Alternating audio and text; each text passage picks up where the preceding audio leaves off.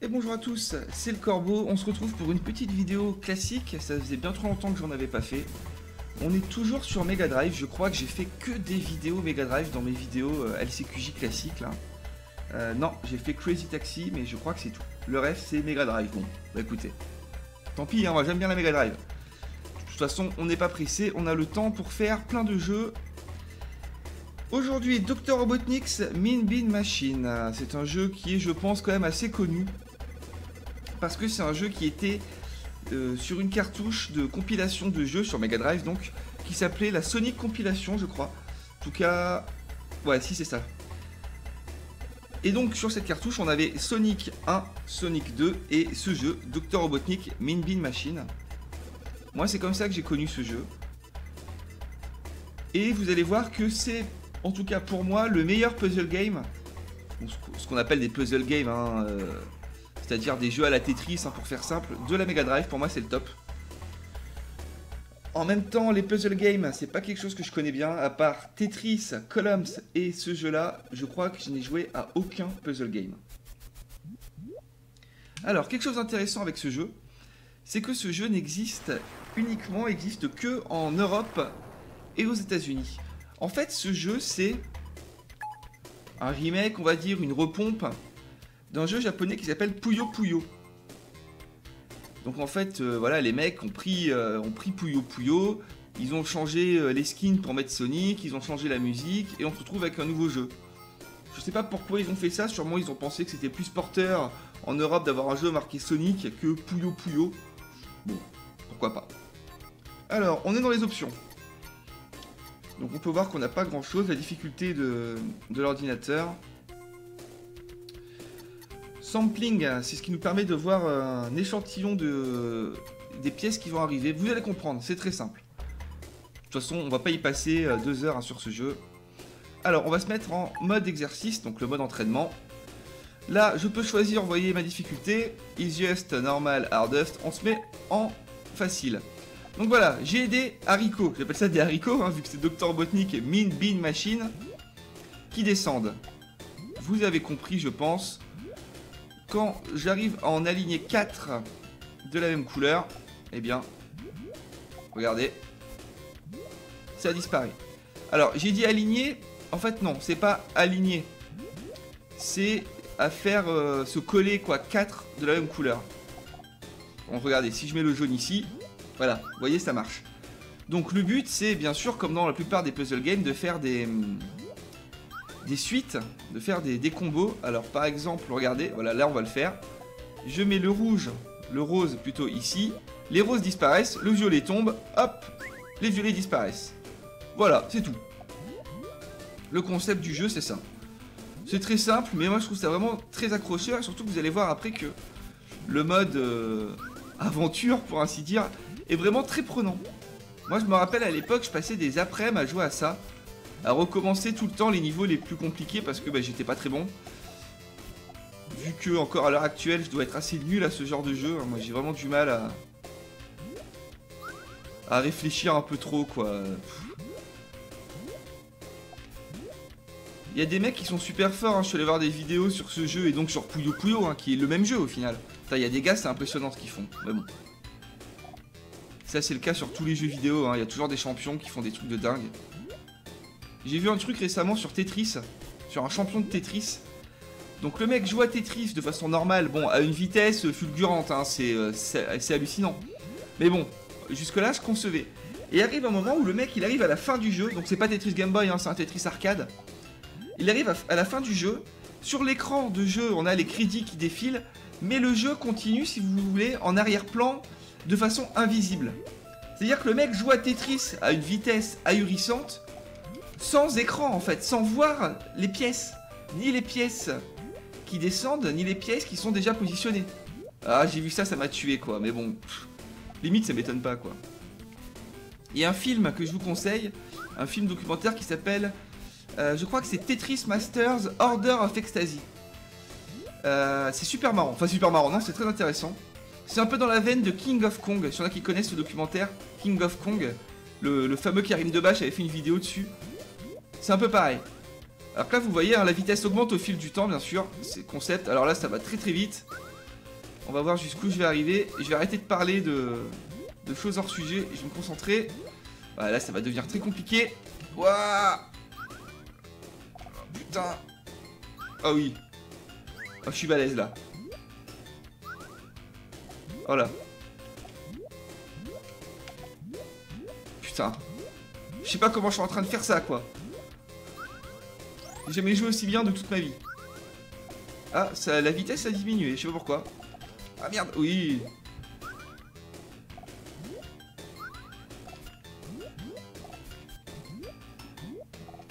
Allez, je continue, hein. Tant que j'y arrive, je continue. Qu'est-ce que je pourrais dire en attendant? Donc oui, c'est... Alors voilà, oui, je sais ce que je vais dire. Donc le jeu, vous l'avez compris, vu que je l'ai dit approximativement 23 fois, est un remake de Puyo Puyo occidentalisé sur le thème de Sonic. En fait, ce qu'ils ont fait, c'est qu'ils ont repris l'esthétique de la série animée Sonic. J'ai pas envie de me tromper, mais je crois que c'était la série animée Les Aventures de Sonic. Vous savez, à l'époque, on avait 2 dessins animés Sonic. On avait... Oh putain, on avait Les Aventures de Sonic... Je suis en panique, hein. Les Aventures de Sonic et Sonic le Rebelle. Alors là, c'est terminé, hein. Là, je suis mort. Et Sonic le Rebelle. Et donc, pour l'esthétique de ce jeu, ils ont pris Les Aventures de Sonic. Voilà. Je crois, je peux me planter, mais je crois. C'est des séries qui étaient marrantes. Moi, j'aimais bien Les Aventures de Sonic, mais j'aimais pas Sonic le Rebelle. Je sais pas pourquoi.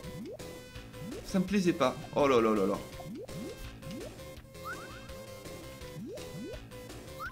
Sonic, c'était vraiment très très populaire à l'époque. Ça, je pense que les jeunes se rendent pas compte, mais Sonic, c'était un personnage qui était populaire, mais même hors du milieu des jeux vidéo.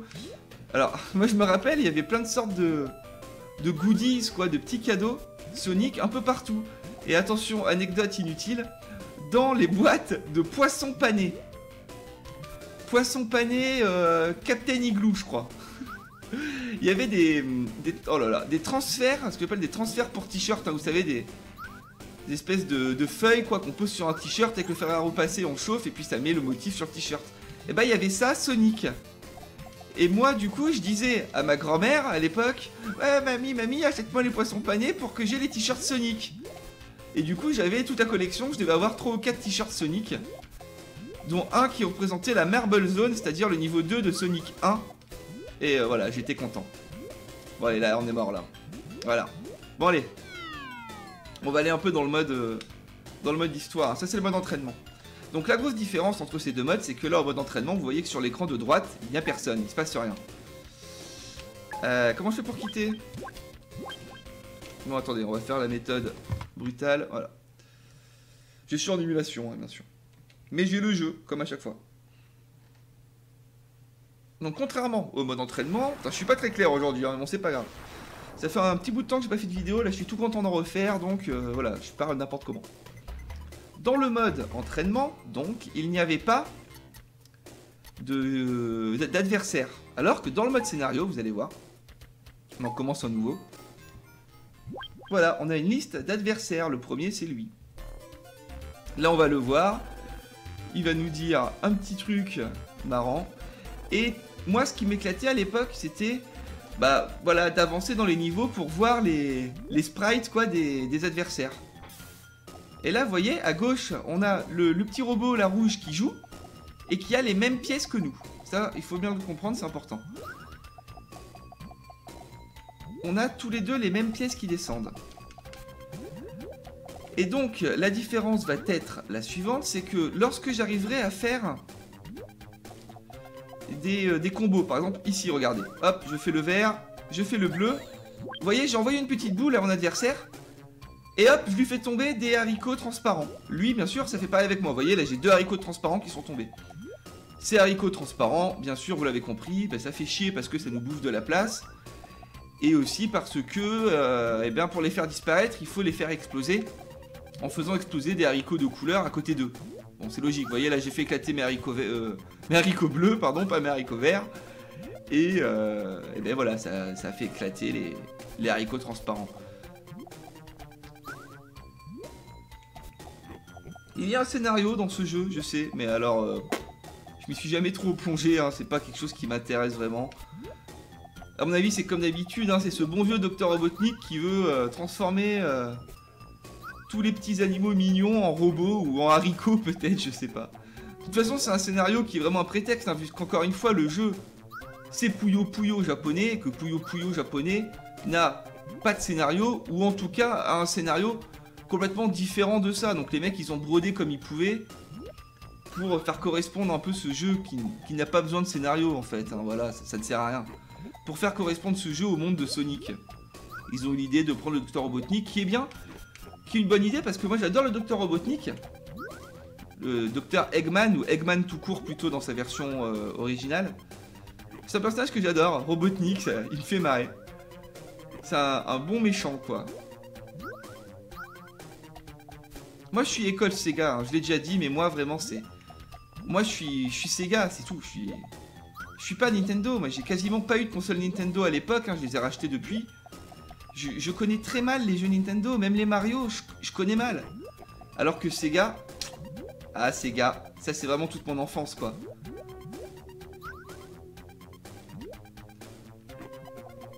On entend souvent dire maintenant, Nintendo c'était pour les gamins, Sega c'était mature.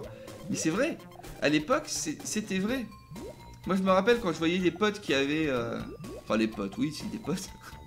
Quand je voyais des enfants quoi qui avaient la NES ou la Super NES, ils jouaient à Mario Kart, à Mario, ou je sais pas quoi, moi je trouvais que c'était pour les gamins. Moi je préférais avoir ma Mega Drive, qui était super belle, qui était toute noire, avec un design futuriste, plutôt qu'une vieille NES, une vieille Super NES toute blanche qui faisait Play School quoi. Ah et voilà, on a gagné. Super. J'ai toujours trouvé ça plus fun, vous voyez, c'est plus funky quoi, c'est plus rock'n'roll.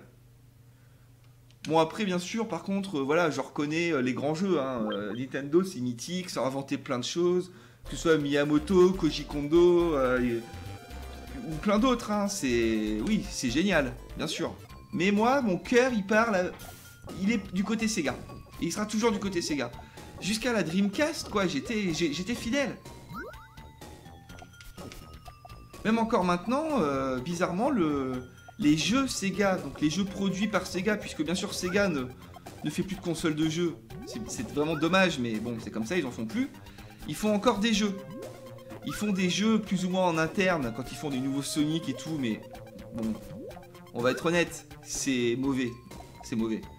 Et ils produisent aussi des jeux, mais ils produisent des séries que j'adore. Par exemple, Company of Heroes est un jeu produit, édité, hein, si vous voulez, c'est pareil, par Sega. Les Total War sont des jeux produits par Sega. Et là-dessus, ils font du bon boulot, personne n'en parle, mais les productions Sega sont très bonnes. Il y a des licences absolument cultes. Il y a d'autres exemples, mais je les ai pas en tête.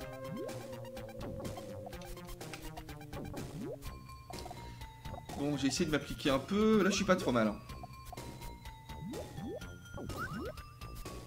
Je me souviens. C'est dingue parce que... Moi, les jeux vidéo, je m'en souviens. Ce que je veux dire, c'est que... Je me rappelle quand je jouais à ça, quand j'étais petit. C'est un jeu qui est sorti en 93. Je sais pas si je l'ai dit. 93. Attends, 80... Oui, c'est ça, 93. Donc moi, j'étais super petit à l'époque, quoi. Je devais avoir 5-6 ans. Mais je me rappelle quand j'y jouais, où j'y jouais. Je me rappelle la disposition de ma chambre à l'époque. Je me rappelle de tout. Et c'est comme ça pour tous mes jeux vidéo. Alors que je suis pas foutu de me rappeler mes camarades de classe de 4ème, de 3ème, mais même de terminale. Moi, je me souviens pas en terminale avec qui j'étais. J'en sais rien. Je me souviens pas. Bon, à part, bien sûr, voilà, mes amis proches, quoi. C'est quand même dingue. Alors des fois j'ai des potes qui me font ouais, tu te rappelles, en 4ème il y avait lui, en 5ème il y avait machin et tout, mais aucun souvenir. Par contre demandez-moi dans quelle disposition je jouais à Dr Robotnik Min Bean Machine, ou à École Dauphin ou à ce que vous voulez, ah je vais vous le dire. Hein. Demandez-moi des anecdotes avec des membres de ma famille qui jouaient à Golden Axe. Je vous les donne, y a pas de souci. Hein. C'est bizarre. C'est vraiment les jeux vidéo, c'est ce qui a balisé ma vie, quoi. Faudrait peut-être que je parle un peu du jeu. Bah ouais, mais qu'est-ce que vous voulez que je vous dise? Le jeu, voilà, je vous ai expliqué le principe, l'histoire avec Puyo Puyo, on a fait le tour. Hein. Je vais faire encore une ou deux parties. Une ou deux games, comme disent les jeunes maintenant. Quand je regarde des vidéos là, faites par des petits jeunes, ils sont tous là, ouais, je vais faire une dernière game, j'ai fait la game et tout. Enfin, ça me fait marrer, quoi. Moi, j'appelle ça des parties, moi. Ouh, l'enfoiré, il nous a envoyé... Regardez, là, il va bien nous faire chier. Ouh là là là là, vous avez vu? Là, ça rigole plus. Il va vraiment falloir que je me concentre.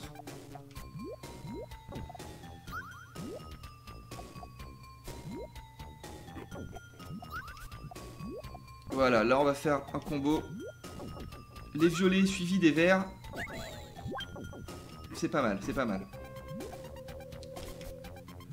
Là, encore un coup. Voilà, là on se refait. Et là, vous voyez, j'ai fait des combos, bim, je lui envoie plein de haricots transparents. Espèce de petit robot. Vous voyez aussi que l'animation du sprite au milieu de l'écran change. Là, il est mal barré, donc il fait la gueule. C'est marrant. Bah, j'aimais bien ça, vraiment.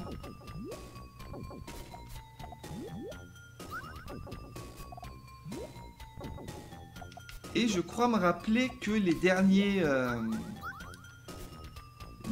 ennemis à affronter, c'était les méchants de la fameuse série Les Aventures de Sonic. Alors, vous vous rappelez peut-être, il y avait un espèce d'oiseau robot et un espèce de... Oh, je sais pas, un truc avec un nez en perceuse, là, qui roulait sur des chenilles de tank. Je suis sûr que vous vous rappelez. Ceux qui connaissent s'en rappelleront. Bah, c'est les derniers boss. Jusqu'à arriver, bien sûr, au dernier méga boss, qui est le Docteur Robotnik en personne. Et là, il va falloir que je me reconcentre un coup, sinon on va se faire avoir.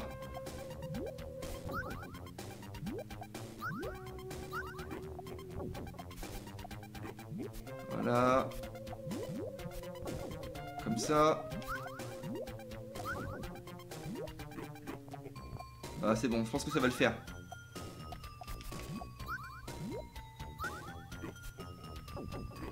Ah, il est coriace quand même, l'espèce de robot violet là. Hein. Oh putain, il m'a envoyé des saloperies en faisant son cri de texan là. Ça va pas du tout. Ah putain, c'est pas la meilleure des choses que j'ai faites ça. Ah là là là là là là, je suis mal. Mais lui aussi.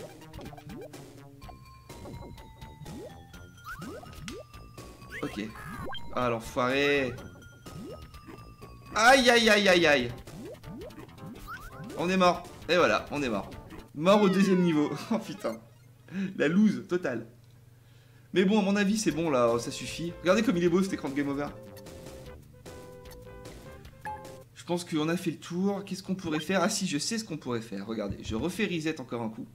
Et on va voir l'introduction du jeu pour voir le scénario. Parce qu'au final, maintenant, ça m'intrigue. Je suis curieux de voir quelle histoire absolument moisie, parce que j'en suis sûr que c'est moisi, ils ont trouvé pour justifier ce jeu.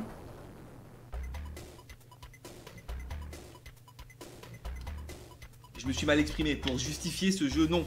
Ce jeu n'a pas besoin d'avoir d'excuses, ce jeu est très bon pour moi. C'est Puyo Puyo, d'accord, mais c'est ce que les gosses... Moi, si ça n'avait pas été Dr Robotnik, j'aurais jamais essayé de jouer à ce jeu, hein, je vous le dis. Hein. Puyo Puyo, pour un gamin de l'époque, on s'en battait les couilles. Hein. Sonic était tellement populaire qu'on voulait du Sonic. Donc je sais hein, que si je touche à rien, voilà, l'intro va se lancer. Soyez témoins de mon rêve d'anéantir la joie dans Mobius. Ah voilà les deux robots dont je vous parlais, ils sont à droite. Ma dernière invention, le compresseur vapeur à beans. Non seulement on se nourrit de ces beans, mais les transforme en robots esclaves pour mes futurs projets diaboliques. Apportez-moi d'autres beans. Ah, d'accord, ok. Voilà, c'est tout. Ok, donc bon, hein, on n'avait pas raté grand-chose. Je pense qu'il est temps de se quitter. On se retrouve bientôt, vous inquiétez pas, pour la suite et la fin de Layers of Fear. C'est tourné On finit en une seule partie. KSP, ça arrive aussi, vous inquiétez pas. Je prends mon temps, on n'est pas pressé, on a des années devant nous pour faire toutes ces vidéos. Je vous dis à bientôt pour d'autres vidéos. Merci tout le monde et ciao.